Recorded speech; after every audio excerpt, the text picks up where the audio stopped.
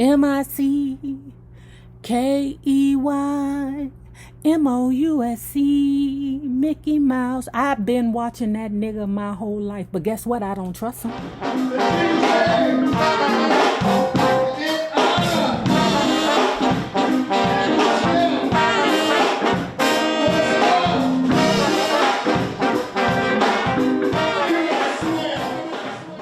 We did 8 or 10 tunes, but I never gave it to the record company because by then trouble was looming again. Guess what the hell the trouble was, y'all? For those of you who feel like Ickety Ikety was shafted in the What's Love Got to Do with It movie, baby, let me break this down to you. He signed away his right to sue. So whatever happened in that movie, he put his signature on a dotted line for it to happen in the movie. Back in 1988, Disney made contact with me through a lawyer. I was in South Central LA then, and the lawyer was in Laurel Canyon. He told me that Disney wanted to give me $45,000 for agreeing to someone playing me in Tina's movie. I didn't have no money then, and $45,000 sounded like $1 million. So I said, yeah, that ain't enough. And I say to you, he wasn't paying attention. He is a businessman. I know you on a cracky, but you know better than this. You read, brother. I don't care if it's 122 pages. Fucking 1,022 pages. You read, motherfucker. He said they were going to give me $15,000 then and $30,000 if they did the movie. They had 5 years to decide. He said Walt Disney weren't that sure that they were going to do no movie on Tina.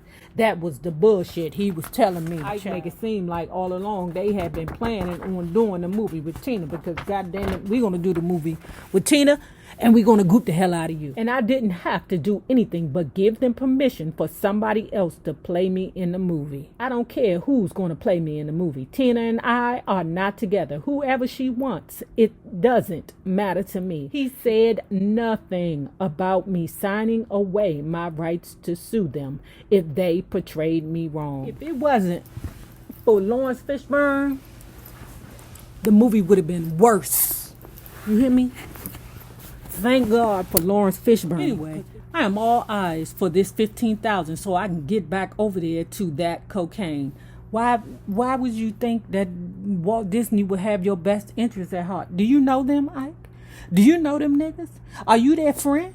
Do they pay your bills? Do when you get on your knees and pray, do they hold your hand? Ike, why would you trust them? MICKEYMOUSE, Mickey Mouse. I've been watching that nigga my whole life, but guess what? I don't trust him. I fucked up and signed the contract without reading it properly. So I got that $15,000 and went and bought booger sugar. I found me a place to stay and put my band together, bought me a car, whatever.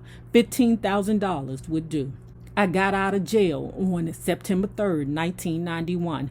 And in 1992, the 5 years they had to make up their minds whether they were going to do the movie or not were up. I read the contract and find out that I have signed away my rights to sue them if they show me in a wrong light.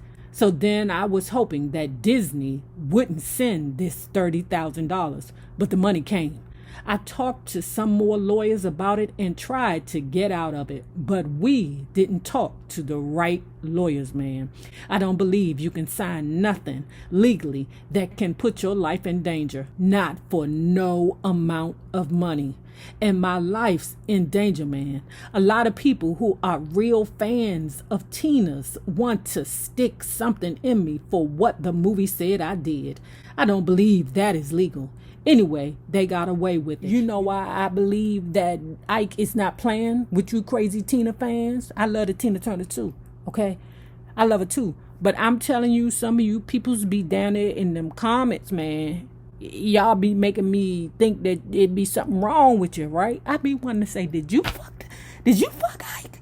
Do you know Tina? Is that your friend? I have been in contact with people who actually know Tina Turner, who have written a book about Tina Turner, who was actually her assistant. And they don't have as much hate towards the Ike Turner as you do. Ike was not consulted at all by the movie's producers, but he did happen to drive by when filming What's Love Got to Do with It was underway. They at production, right? And Lawrence Fishburne happens to see that the real Ike Turner is right there sitting in the car. Lawrence Fishburne is enamored.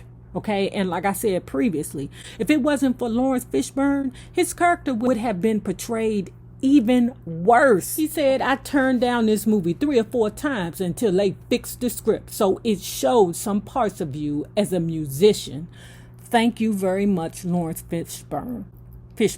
Thank you so much. If you beat her as much as they had it, when did you have time to make her a star? I think you will be real proud of what I've done. I am very proud of what he did. I think he did a fantastic job, though the job he did isn't really me. But he did great overall from what he had to work with, because they never wanted him to meet me. Damn, if he'd met me, he couldn't play the kind of dude they wanted me to be in the movie, because I ain't that kind of guy. I got a temper, and I'm dominating and all that shit, but I'm about what I want as far as music is concerned. But I ain't what they had me be. I don't know about that. I mean, reading this book, and this is your book, Ike. This is what you say, Ike. I really think that they came pretty close. I mean, they shouldn't have sprinkled that extra shit on top of it, because like I said previously, you could have been the ninja who you was, and the movie would have still been exciting. In fact, he said the worst part about the movie was the grape scene. He don't even understand why they put that in there. Tina don't even understand why they put that in there, because she never said that he raped her. Some people said, Ike, you're going to be finished. Man, people going to hate your guts. A lot of women saw the movie, and if they are not open-minded and see it as a one-sided movie, it's a none-sided movie, because even Tina was like, man, wait a minute now. They actually believed I am that type of dude. Tina and me, we had our fights, but we had no more fights than anybody else. Bullshit. Liza Minnelli, because I don't fight. You put your hands on me, yeah, it's gonna be a concern. That movie hurt me so bad, man, in so many different ways. My effing career, man. I got a good show and everything. People are crazy about my show, but there are people who won't even come and see it because of the way I am portrayed in that movie. All the negative publicity makes it hard for me to get started. See, some people are sons of bitches. I called a booking agency. The man there is this guy I've known all my life since I've been into music. Little Richard gave me his number and said, call him and he'll get you some work. Man, he ain't get no work. The guy was honest enough with him and said, man, we can't touch you right now. You too hot. Same thing with B.B. King. He reached out to B.B. King, and B.B. King was like, man, I wish I could help you, but I can't. Another thing, I got pissed off at Tina about our son, Ronnie. He played with Tina after we broke up. They played somewhere out of the country. The band always get to work before the star. Ronnie then got to work, set up all the equipment and stuff, did all the sound checks. Then Ronnie went outdoors.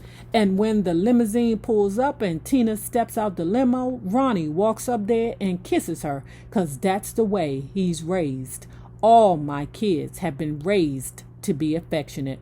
But from what Ronnie told me, Tina said to him, don't ever do that again.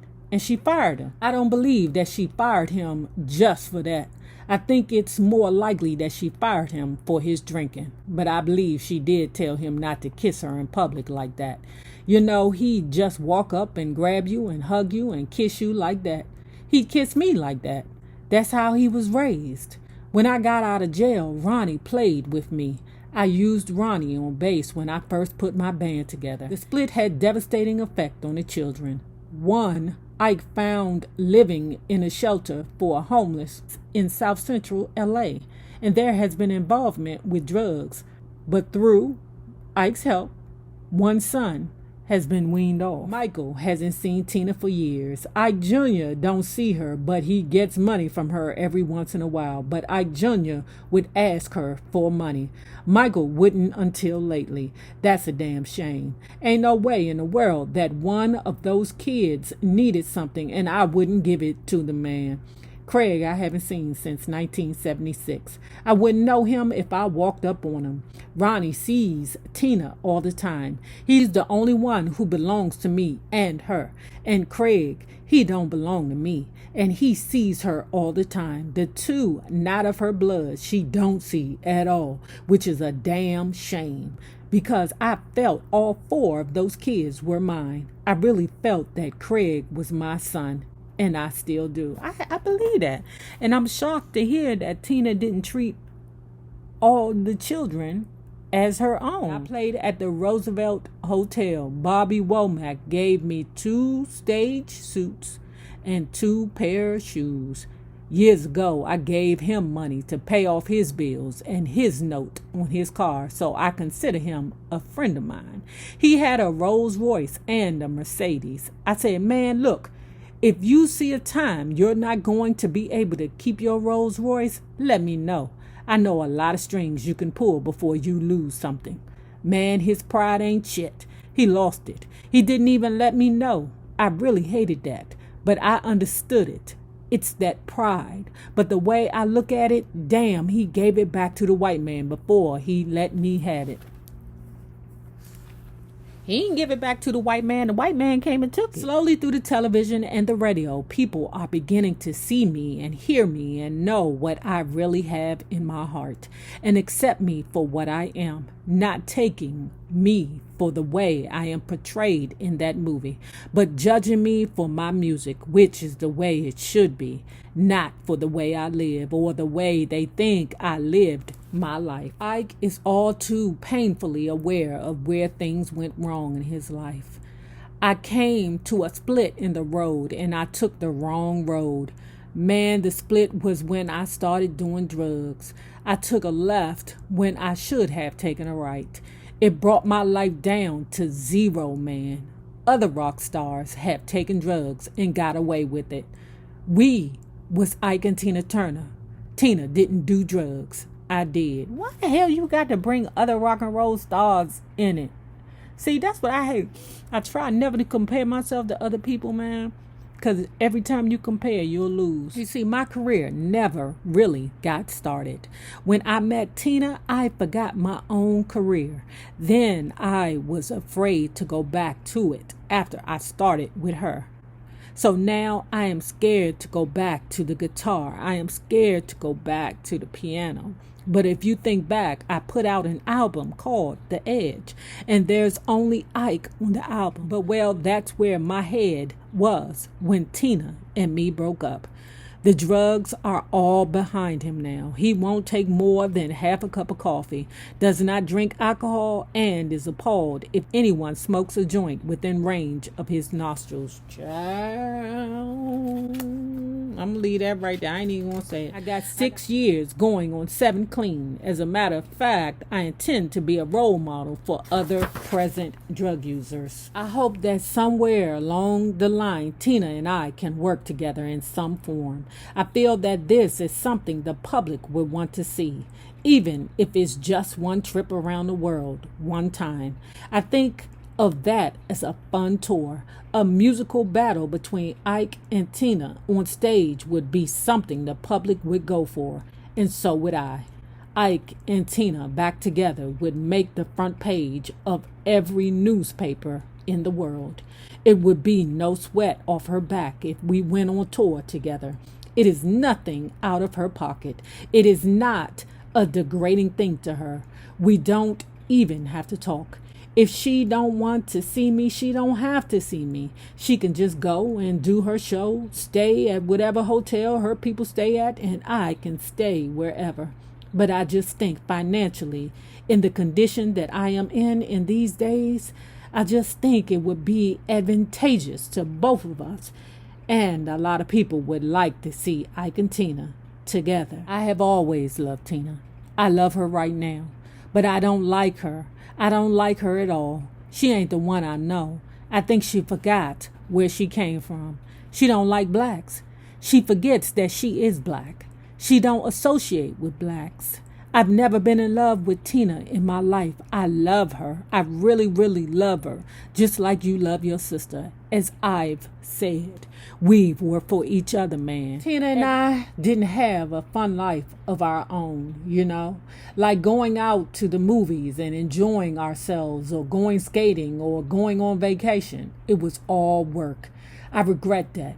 But as for the other part, I have no regrets. All of this shiz that it took to make me what I am today, I don't regret any of it. I love me today.